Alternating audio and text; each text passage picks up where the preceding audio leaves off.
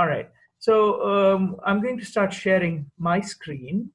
So we just go over the outline and we'll go by topic so different people, so students can start sharing according to where their topic comes up.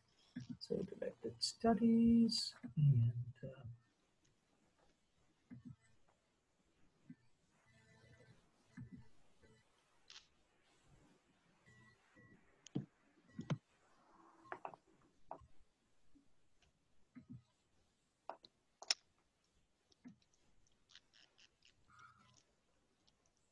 okay, we start with Madison. We have Aretha next.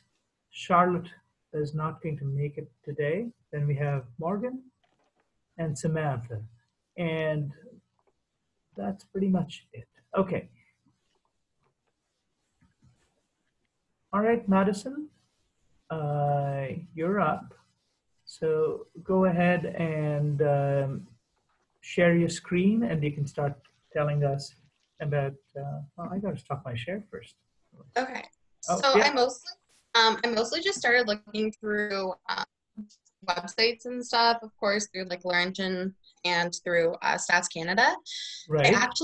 There was quite a few sources on the Laurentian database on AgeLine, but there weren't any that were directed into Canada. Like, actually, I found one, but for the most part, it was like third world countries, or there was a couple for the States. Right. So I did have to use like a couple of the Stats Canada sites. Right. Because there wasn't like, yeah, there's not a whole lot on it.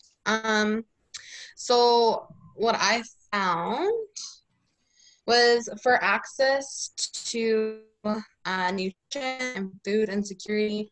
Of course, there's like a big geographic location for all of them, like depending on where you're located will depend on how much access you have to those. Like if you're living in a city, you obviously have like a lot more resources available to you. Right. So those who live in like surrounding areas, like even in Sudbury, like on the outskirts and stuff, the only food banks are really located in major cities. So if there's someone who isn't able to afford food, there aren't like very many options for them. Yep. So one of the things I wanted to look at was financial burden, because when you're looking at a certain area, it's either someone who's in a rural area or if there's a low income area, those also seem to have issues obtaining the proper nutritious food. Yep. And then some of the other things that I looked at was, of course, there's reasons for those. So fixed income, once one retires, older adults are forced to choose between paying bills or obtaining healthy food. Sorry, my dog's whining. Give me a second. And then another issue was certain disabilities, so like mobility disabilities, where someone they can't walk to the grocery store, or it's too far for them to be able to like carry those things back. Which kind of limits them as to what they have available. And then those issues also go into like unable to cook. So if someone's not properly able to care for themselves and they're not able to financially afford someone to do those things for them, then it becomes issues that they don't have access to those things. Right. And then of course, transportation is a really big one, because a lot of the sites I was looking at was, so a big part of it was finance. So there's different groups that have that have issues getting the proper nutrition. So if you're a woman who's not white and you're older, like you're in a very you're in a demographic that, of course, because of discrimination and different things, that you might not be as financially stable as someone else at that point in your life. So those people have issues trying to get the proper nutrition. But there's also issues where there's a lot of people who are Indigenous who have trouble, because a lot of them are located in rural areas and there's not really any sources for food. And then they're in an area where if you can't get transport, to somewhere where you can get those, then you're kind of just stuck in one place, right? Yes. So that was like, there's a lot of issues with it within the indigenous community in Canada. Right. And then, of course, a big part of it is like the programming, the government options that are out there, like the programming and the help that they do supply is really located to large cities. So people who are in the outskirts don't really have any options. Okay, I really, really like your start. This is a great start. I mean, obviously, because this is work in progress, it doesn't look like it's organized like a review or a section, but that's Yeah. fine. This is what, that wasn't the idea of this particular meeting, was exactly this. So you're on the right track. Some areas that I would suggest that you also focus for additional information are your local district health units. Okay.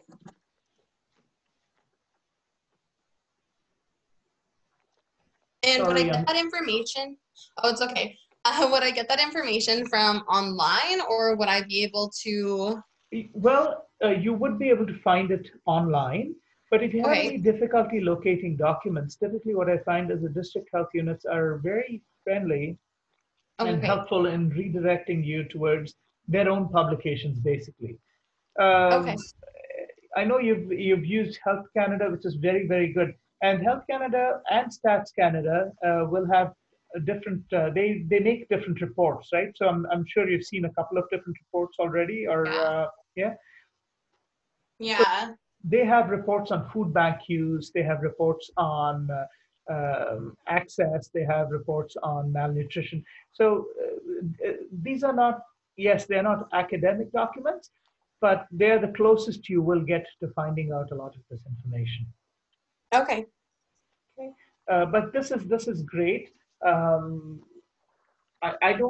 think once you start writing, you might find areas that you need to find more information and so on. Because you've started, you have a very good handle right now.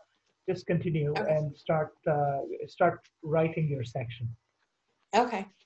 Thank you. Thank you. Okay, so I guess next we have Aretha. Aretha, I know you got a little bit of a late start, and that's okay. Just if you don't have anything on your screen, that's fine. Aretha is going to send me an email with what she's been working on, but you can just describe to the class what you've been doing so far. Unfortunately, at this time, I don't have much to share, but I have been looking at areas or sources. I've been checking through my local library for information that I can get regarding, as well as local districts board, to see what the curriculum has regarding nutrition in schools.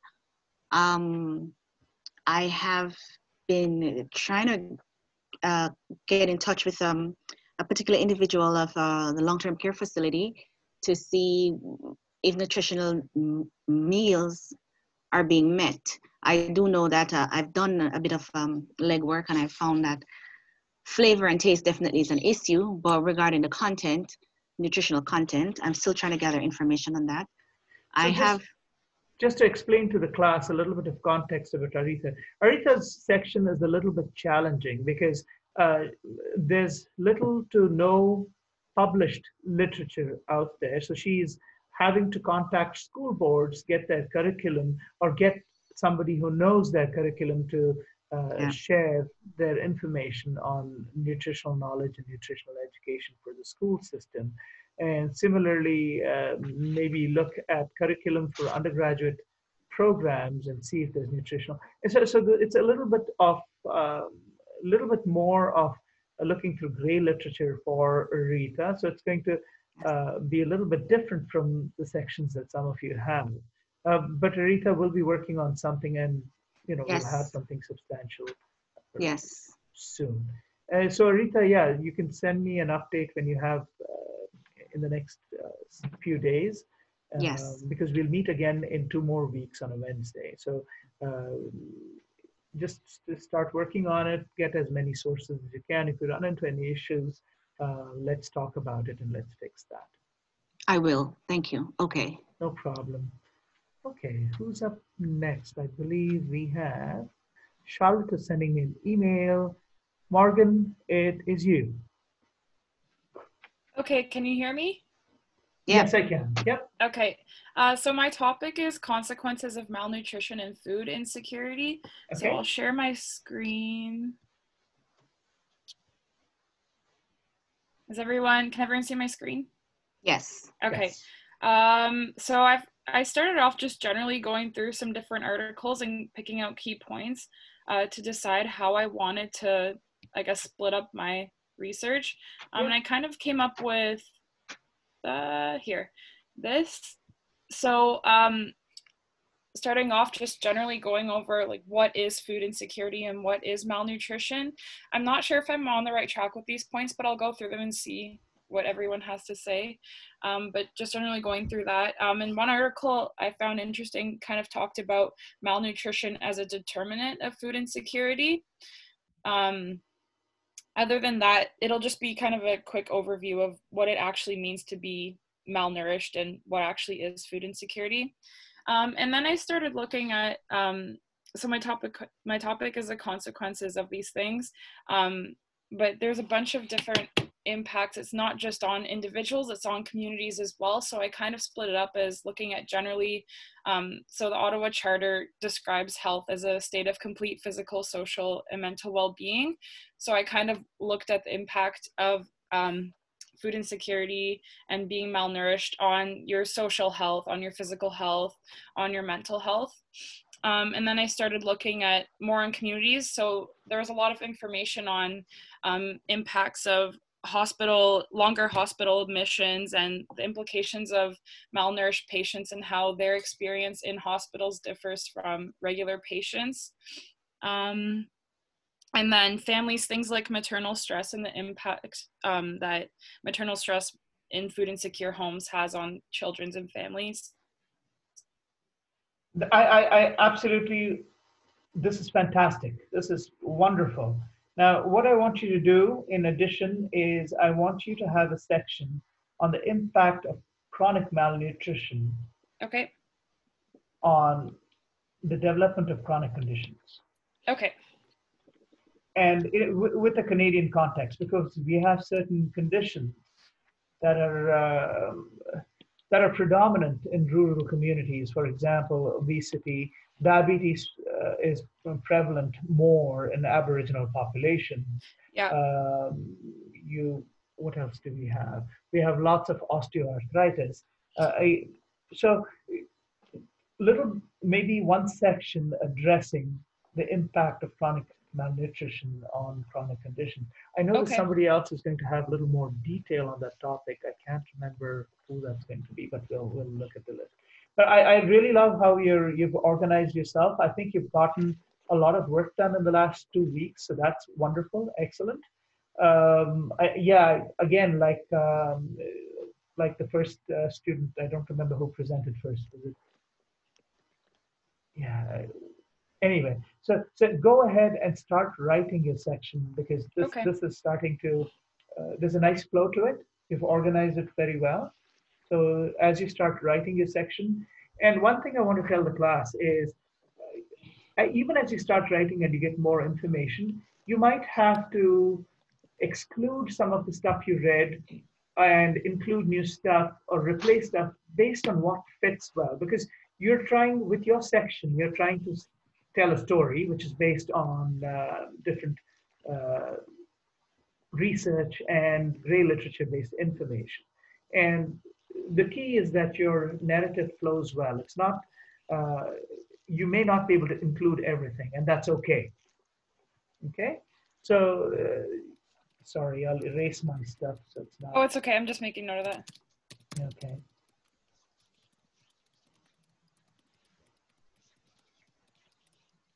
Perfect. Yeah, so I think we have 2 people who have a little bit of a start, and that's a good thing. And for Aretha, don't get into panic mode. Your work is a little bit different. Just relax. You will be on track as soon as you start getting stuff. Okay? So Thank you. That's good. Okay, perfect. And I think we have Samantha. Oh, yes, Patterson.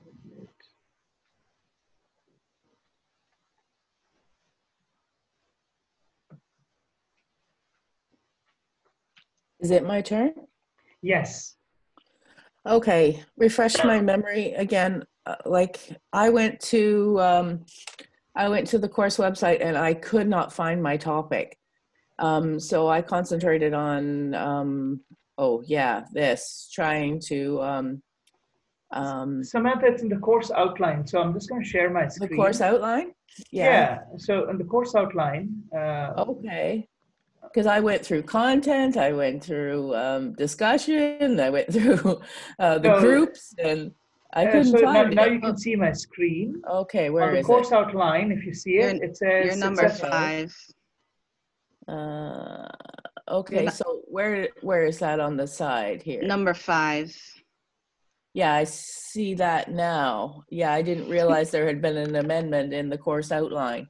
So what happens is every time there's any change to any of your content, this little bell that you see on top on D2L, okay, that has a little dot next to it. Okay, yeah, I get a lot of those. Okay. Do you check them, Samantha? Okay. All right. So fair to say that you have. Okay, let me write this down. Okay. Okay. Right here. Okay, so successful global models. Okay, we're looking at global models of chronic condition prevention and management with nutrition. Okay. So the basic idea is you're going to look at the nutritional systems offered in different countries, like in the school systems, and you're going to look at what their disease conditions look like. For example, we know for a fact that, I don't know that you know for a fact, but through literature, if you go through it, you'll find that the Japanese model of nutrition, the Scandinavian model of nutrition, where students get wholesome food at school, there's a culture of eating wholesome food. The incidences of many of these chronic conditions that we suffer in Canada are actually much, much lower, or they occur at a later stage in life, right? So those are the models that we want you to read about, explore, and then comment about in your section. Okay, and I'm concentrating on chronic conditions. Correct. So you can you can't cover every chronic condition, but perhaps you can take the top 3, you know? So look at the top 3 chronic conditions that we see in Canada, which are nutrition related. So you can take cardiovascular disease. You can probably take osteoarthritis, because that's very common, and you can take hypertension or high blood pressure. Okay. Okay. And then you can start looking. And then just try and now would the different countries have stats collections? Absolutely, 100%. Now, you will you get them all in English is another issue. So what you might have to do is you may have to look for articles, research articles, where you have researchers actually looking at nutritional model in these countries, because you probably don't know Finn or Swedish or I'm just, I don't know, maybe you do, but I'm assuming that you probably don't. Right? Right. So it would have to be like kind of a can you get like a translation? Can you get? You might be able to use translations, and that might be possible if you know there are translations. Or there may be a study done in the United States of a worldwide nutrition. Yes. Yeah, things like that. So you have a lot of English research which deals with nutrition in other countries. So do you want me to break it down then by condition, or So this is where your creativity comes in. So the first step 1 would be to start collecting information and starting to think about the topic. Yeah. Okay, and then think about what would be more interesting to read. Would it be more interesting to just pull them all together, or would it be more fun to separate by condition? Well, I'm wondering about separating it by third world versus developed countries versus developing countries? That's one separation, but even between the developed countries, for example, the United States, the nutrition is all over the place. So there are pockets that have good nutritional situation. And then, you know, if you go to the South, everything is generally fried, and the concept of nutrition is quite different. And whether it's rural, whether it's urban, the urban centers generally have. So it's going to be quite interesting, even when you look at the North American models. It's different from. Yeah, because there's the difference between having too much junk food and being so malnourished because you don't have any food at all. And you can be malnourished even though you're obese, right? Because malnourishment just means bad nourishment. Yeah. So you could be obese, and even though you have too many calories, you're still malnourished. So look at different global models. We want to identify situations where it's not ideal. Like, I think Canada has a long way to go in improving our own lifestyle and nutrition-based chronic diseases. But there are models where these conditions are greatly diminished because of how nutrition and nutritional education is managed.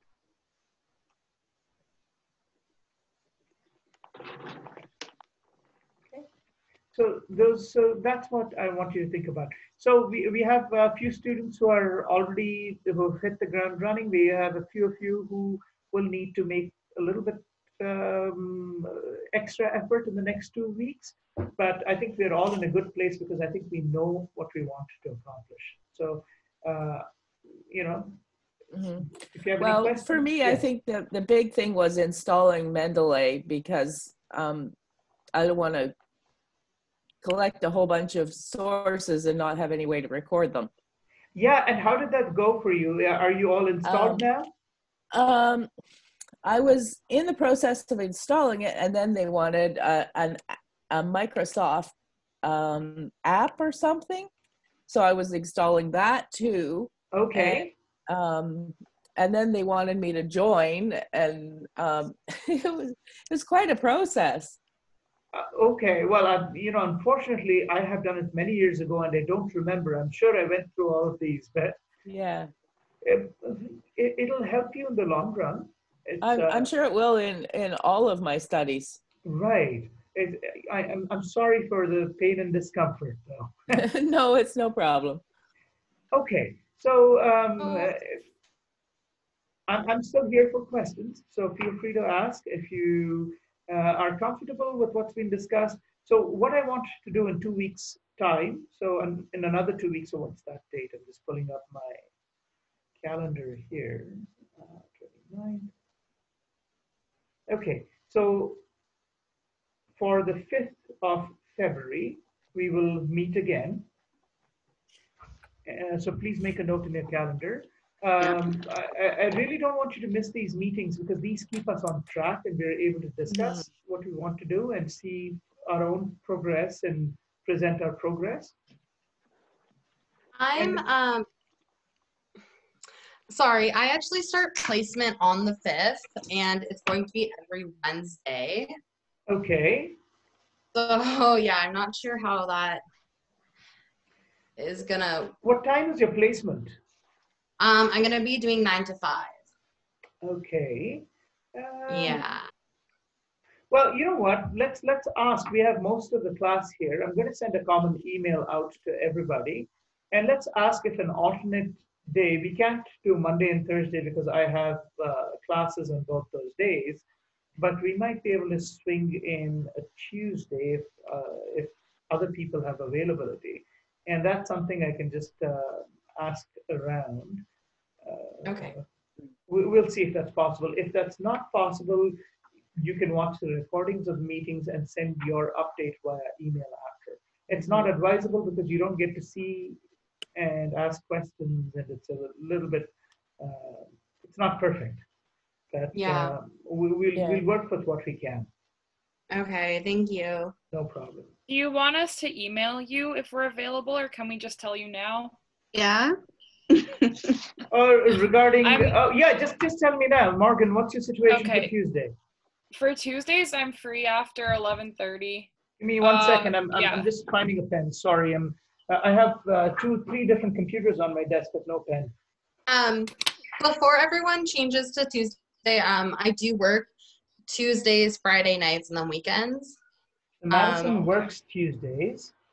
Yeah. I work a full-time nightline, so I need some time to sleep too. So if Tuesday's the day, you know, I'm working till 7 in the morning, so it would be best as late as possible in the day so that I can get some sleep first.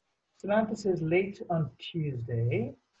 The only days I know I might have to do email, like watch them and then email in, because I know the only days that I really have open are Mondays and Thursdays. Like I do have a couple of classes, but unfortunately, like my schedule's pretty crazy. So right. No, my I understand. is Friday 8 to 8, 9, 10, 11, 12, 8 to noon. Friday, so are you available 8 to noon or not available 8 to noon? I'm not available between 8 and noon, because, and maybe a little later, because I have a practicum to do. Okay.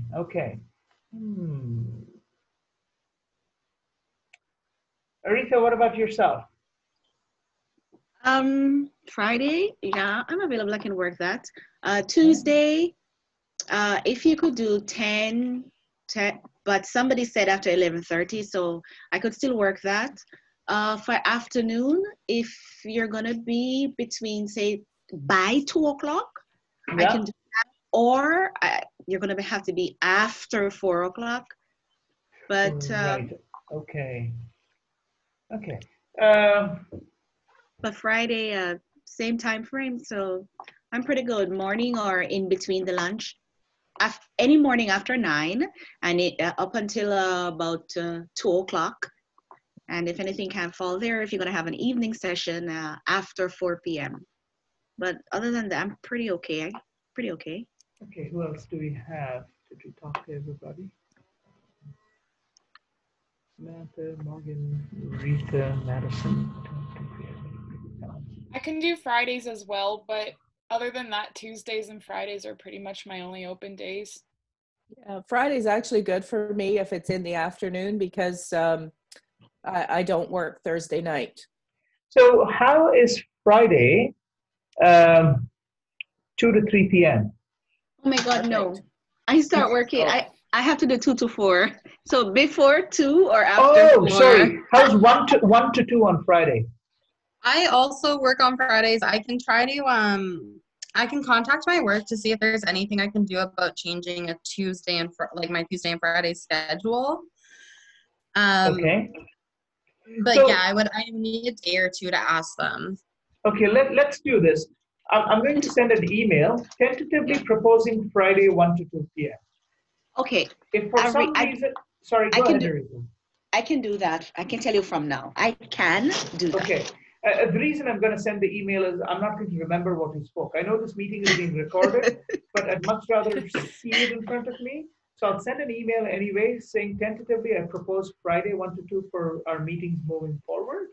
If that doesn't work, because this 11:30 works for everybody except one person, I won't switch it. We'll keep it for 11:30, and the person who can't make it will have to watch the video recording and get back to me with an email. We'll just make sure what the person has to send me in terms of updates. Okay, so let's see how that goes. Sounds reasonable? Okay. Yep. Okay. Yeah. It's hard. I know you're all busy and you all have things going on, so it's tricky. As do I, as you can imagine. So we'll do our best to make sure everybody can participate and benefit from the course. Okay. Okay. All right. Well, if there are any other questions, this is the time. Do we have a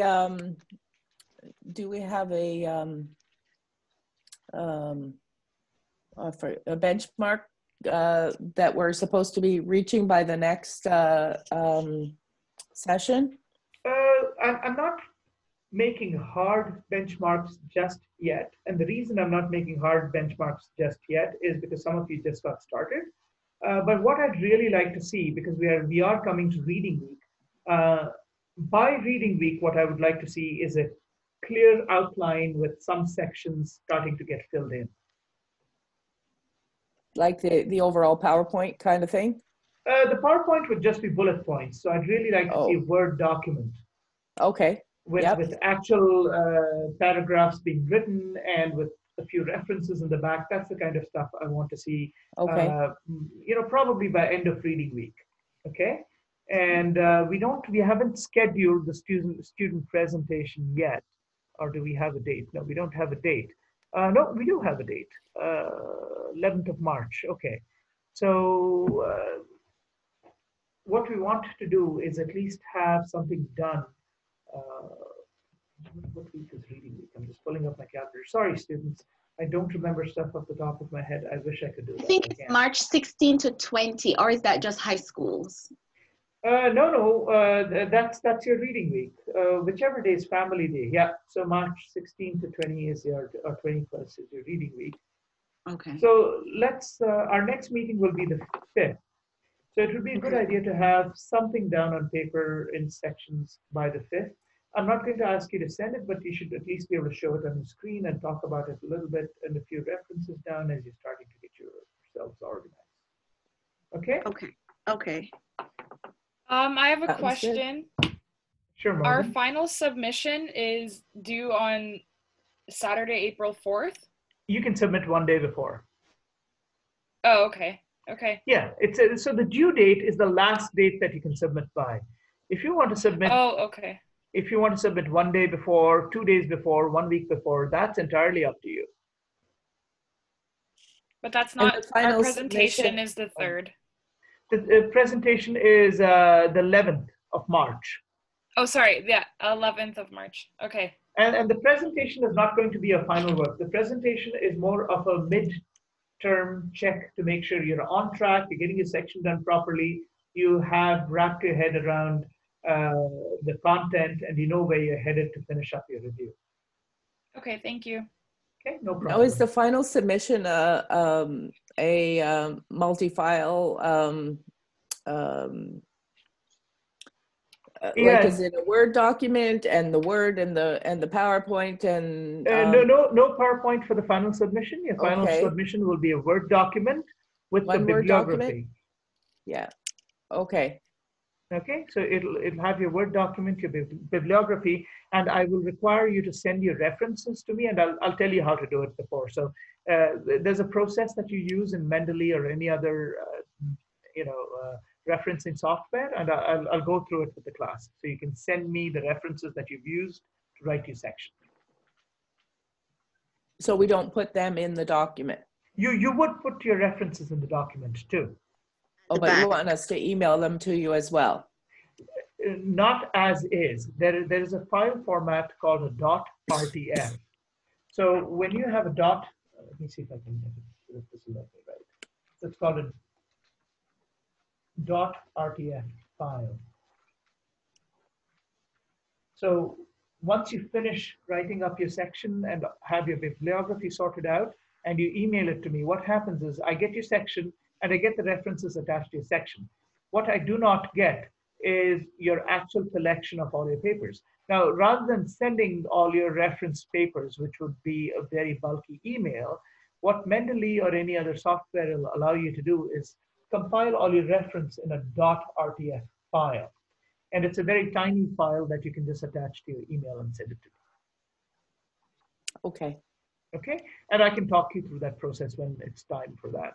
Right now, you have a lot of work, so I'm not going to add more complication. As Samantha mentioned, the Mendeley process was quite the journey. Mm-hmm. Now I have to learn how to use it. Well, you know what? It's only the first one that takes time. Yeah. And then after that, you get to go. There are videos, there are YouTube videos that talk you through it. Okay. Use them because you can read and do it. But I think just having the video run and you doing things in parallel with the video, you will learn in a fraction of the time.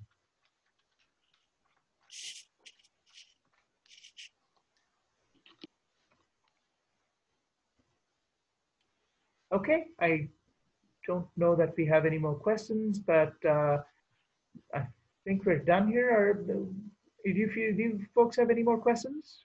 Are you good? Yeah, I've got work to do. I mean, regarding my parts, I've got work to do. Go save lives. Okay, yeah, no.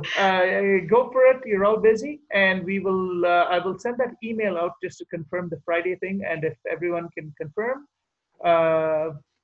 then we'll switch over to the Friday 1 to 2 p.m. And if people have issues with that, then we'll stick with the Wednesday schedule. Okay.